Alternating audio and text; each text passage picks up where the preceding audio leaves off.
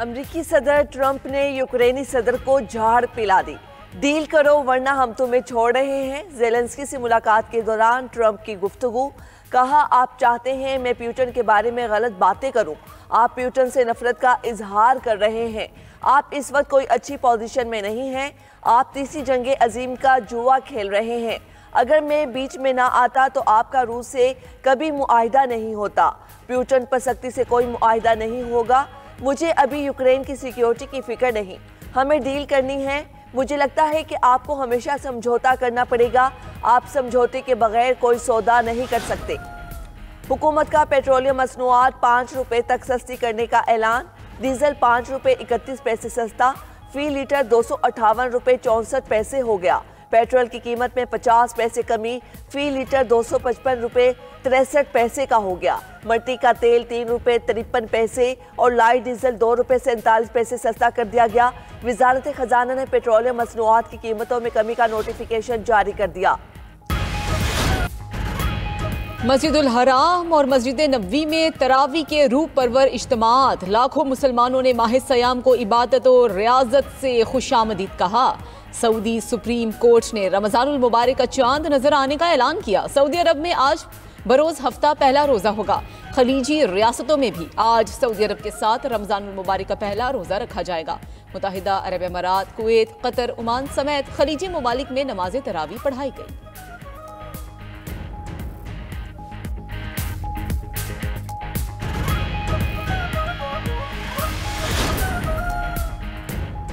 दुनिया भर में कहीं चांद नजर आया, कहीं मुसलमान चांद की राह तकते रहे। मलेशिया, भारत, श्रीलंका और फिलीपीन में चांद नजर नहीं आया। इन चारों ममालिक में पहला रोजा 2 मार्च बरोज इतवार को रखा जाएगा।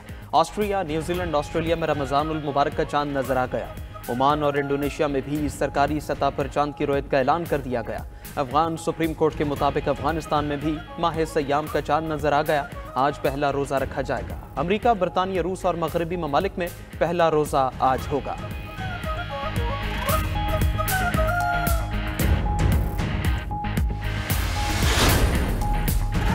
नौशहरा के दारुल उलूम हक्कानिया अकोड़ा खटक में खुदकुश धमाका। जमीयत उलमा इस्लाम सीन के सरबराह मौलाना हामिदुल हक हक्कानी समेत 6 अफराद शहीद हो गए। मौलाना हामिदुल हक धमाके में शदीद जख्मी हुए। उन्हें अस्पताल मुंतकिल किया गया, लेकिन जख्मों की ताब ना लाते हुए शहीद हो गए। रेस्क्यू टीम्स ने 20 से जायद जख्मियों को अस्पताल मुंतकिल किया। मुशीर सेहत केपी का कहना है कि 15 जख्मियों को काजी हुसैन अहमद मेडिकल कॉम्प्लेक्स लाया गया। 9 जख्मियों को इब्तदाई तिब्बी इमदाद के बाद अस्पताल से डिस्चार्ज कर दिया। Chief secretary KP Shahab Ali Shah का कहना है कि खुदकुश हमले का हदफ मौलाना हामिदुल हक थे। डिप्टी कमिश्नर नौशहरा इरफानुल्लाह महसूद का कहना है कि धमाका मस्जिद के खारिजी रास्ते पर किया गया। मौलाना हामिदुल हक नमाज के बाद रिहाइशगाह की तरफ जा रहे थे। पुलिस और फोरेंसिक टीम्स ने शवाहिद इकट्ठे करके तहकीकात का आगाज कर दिया। सदर मुमलिकत आसिफ अली जरदारी और वज़ीर आज़म शहबाज शरीफ की दारुल उलूम हक्कानिया में धमाके की शदीद मजम्मत। मौलाना हामिदुल हक समेत कीमती जानों के ज़िया पर गहरे दुख का इजहार किया। सदर आसिफ अली जरदारी ने कहा कि ऐसी बुज़दिलाना कार्रवाइयाँ दहशतगर्दी के खिलाफ हमारे अज़म को पस्त नहीं कर सकती। वज़ीर आज़म ने कहा कि मुल्क से हर किस्म की दहशतगर्दी के मुकम्मल खात्मे के लिए पुरज़म है। सरबराह JUI मौलाना फजलुर रहमान कहते हैं कि दारुल उलूम हक्कानिया पर हमला मेरे घर और मदरसे पर हमला है। मौलाना हामिदुल हक की शहादत पर दिल रंजीदा और जख्मी है। वज़ीर दाखिला Mohsin Naqvi, chairman Peoples Party Bilawal Bhutto और चारों गवर्नर्स की भी दहशतगर्द हमले की मजम्मत। चारों वज़राए आला ने भी धमाके को अलमनाक करार दे दिया।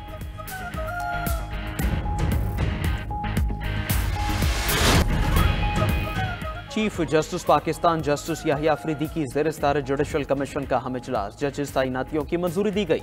इजलास के एलामी के मुताबिक जुडिशल कमीशन ने सुप्रीम कोर्ट के 5 जजेस को आईनी बेंच में शामिल करने की मंजूरी दे दी। जस्टिस हाशिम काकड़, जस्टिस सलाहुद्दीन पंवर, जस्टिस शकील अहमद आईनी बेंच में शामिल। जस्टिस आमिर फारूक और जस्टिस इश्तियाक इब्राहिम भी सुप्रीम कोर्ट के आईनी बेंच का हिस्सा होंगे। ज़राए के मुताबिक जस्टिस मुनीब अख्तर और जस्टिस मंसूर अली शाह ने फैसले की मुखालफत की। पीटीआई के 2 मेंबरान बैरिस्टर अली जफर और बैरिस्टर गौहर ने भी मुखालफत की।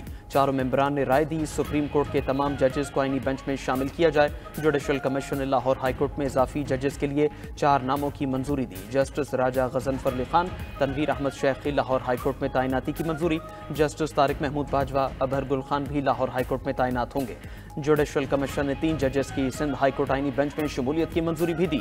जस्टिस रियाजत अली सहर, जस्टिस अब्दुल हामिद भरगरी, जस्टिस निसार अहमद भिमरो आईनी बेंच का हिस्सा होंगे।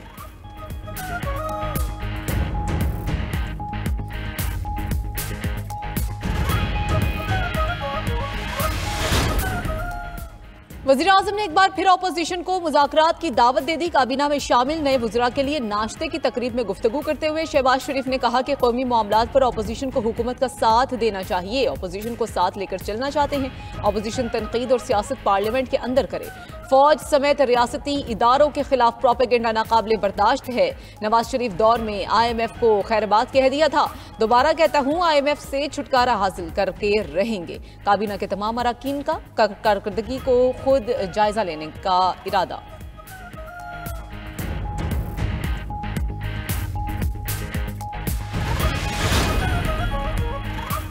महमूद खान अचकजई ने तहरीके तहफ़्फ़ुज़ आईन पाकिस्तान में शामिल जमातों के अकाबरीन और सिंध से आए मेहमानों के एजाज़ में KP हाउस में इशाइया दिया। इशाइये में उमर अयूब, शिबली फराज, शाहिद खाकान अब्बासी, अल्लामा राजा नासिर अब्बास की शिरकत, मिफ्ता इस्माइल, सेनेटर सफदर अब्बासी, साहिबजादा हामिद रजा भी शरीक हुए। इजलास में मुश्तरका अपोजिशन की तश्कील समेत बाहमी दिलचस्पी के उमूर पर तबादला ख्याल किया गया। इस मौके पर मोहतमिम जामिया हक्कानिया अकौड़ा खटक मौलाना हामिदुल हक हक्कानी की खुदकुश हमले में शहादत पर फातिहा ख्वानी की गई।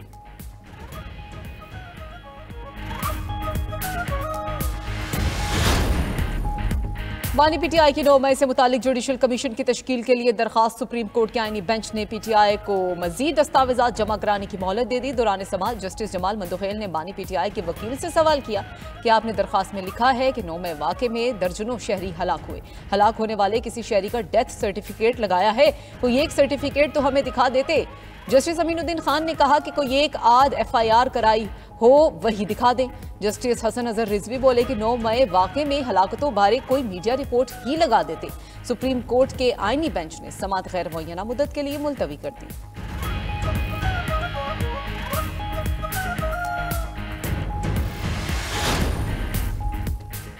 वज़ीर आला सिंध ने training management and research wing के नए दफ्तर का इफ्तिताह कर दिया। मुराद अली शाह कहते हैं दुनिया तेजी से आगे बढ़ रही है, पायदार तरक्की के लिए जदीद टेक्नोलॉजी को बरूए कार लाना होगा, नौजवानों को जदीद तकाज़ों से हम आहंग करेंगे। मुराद अली शाह ने कहा मौसमियाती तब्दीली इस वक्त बहुत बड़ा चैलेंज है, 2022 का सैलाब बहुत बड़ा चैलेंज था। दूसरी तरफ वज़ीर आला सिंध मुराद अली शाह आज शतरंज की बिसात बिछाएंगे। मुराद अली शाह का मुकाबला अंडर 18 शतरंज चैंपियन महक मकबूल से होगा। शतरंज का मुकाबला आज से पहर 3 बजे वज़ीर आला हाउस से बराह रास्त नश्र होगा।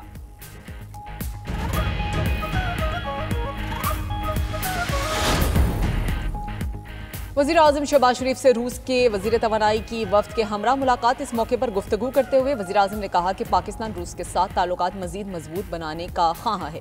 रूस के साथ सिफारती, तिजारती और सरमायाकारी के रवाबित में इजाफा चाहते हैं। दोनों ममालिक के दरमियान तवानाई और दीगर शोबों में ताउन की बेपनाह इस्तेदाद मौजूद है। रूसी वज़ीर तवानाई ने कहा कि रूस पाकिस्तान के साथ तवानाई के शोबों में ताउन बढ़ाना चाहता है।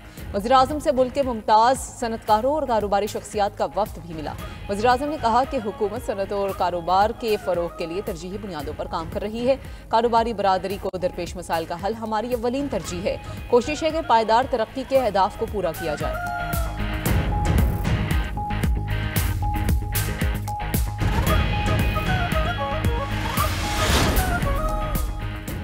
पाकिस्तान और चीन के दरमियान खलाई तहकीक में ताउन का तारीखी मुआहदा। पाकिस्तान के पहले खलाबाज की तरबियत और चीन स्पेस स्टेशन मिशन पर रवानगी। स्पार्को ने अवामी जमहूरिया चीन की मैंड स्पेस एजेंसी के साथ बाहमी ताउन के मुआहदे पर दस्तखत किए। तर्जमान स्पार्को के मुताबिक मुआहदे के तहत पाकिस्तान के पहले खलाबाज को तियांगोंग चीनी खलाई स्टेशन के मिशन पर रवाना किया जाएगा। 2 पाकिस्तानी खलाबाज चीन के एस्ट्रोनॉट सेंटर में तरबियत हासिल करेंगे। खलाबाज के इंतखाब का अमल 2026 तक मुकम्मल कर लिया जाएगा।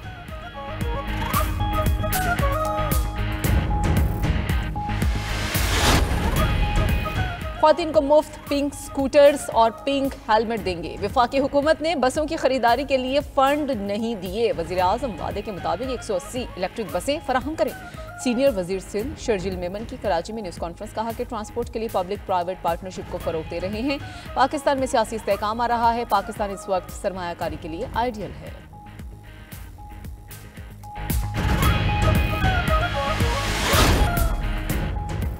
माह रमजान से पहले इसराइल ने मस्जिद अक्सा में फलस्तीनियों का दाखिला महदूद कर दिया। सिर्फ 50 साल से बड़े फलस्तीनी और 12 साल से छोटे बच्चों को दाखिले की इजाज़त होगी।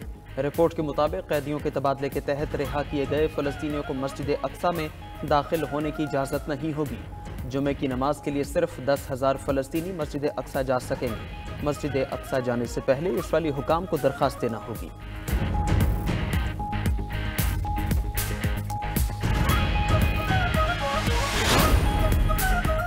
और रमजान मुबारक के आगाज पर फलस्तीनियों की खुशी दीदनी। गजा में हर तरफ खुशी का समा, लुटे पुटे और तबाह हाल। फलस्तीनी घरों के मलबे और खंडरात को ही सजाने लगे। बच्चों ने झंडियां लगाई, टूटी फूटी दीवारों पर माह सयाम की आमद की खैर मकदमी नारे दर्ज किए।